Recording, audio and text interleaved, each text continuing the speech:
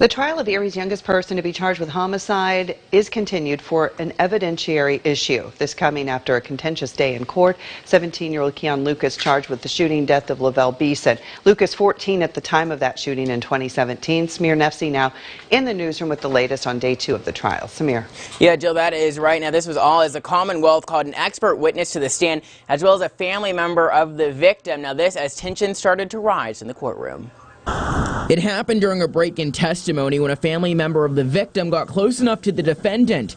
"I got you," he said to Lucas, leading deputies to remove the man from the courtroom. As for testimony, Dr. Eric Vey of the Erie County Medical Examiner's Office was called, where he spoke about the autopsy performed on Lavelle Beeson. Dr. Vey telling the jury Beeson died from one of 2 shots. He was shot in the neck, which was not a fatal shot, but the second gunshot wound to the chest was, striking a vein.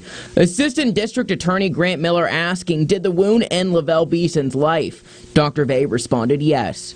Dr. Vey also testifying that Beeson was facing back when he was shot. Latasha Myers, the aunt of Beeson, also taking to the stand, saying Beeson was with her that day. Myers telling the jury she identified Lucas not by knowing him, but from Facebook pictures. Continuing to tell the jury what happened, saying he started shooting, he being Lucas.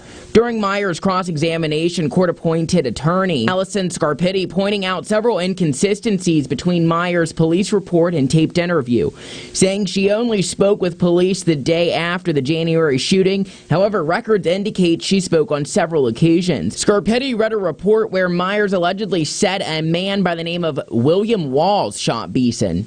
Myers arguing in court saying, "I didn't say that, it didn't come out of my mouth." But in a later interview, Myers is heard saying he gave him a gun. He gave it to him. And testimony will continue on Monday, February 24th. Now, that'll be the day 3 for the Keon Lucas trial. And that's interesting because Judge Meade saying originally this trial was only expected to last 2 to 3 days. Jill? Okay, Samir Nefsi live for us tonight. Thank you.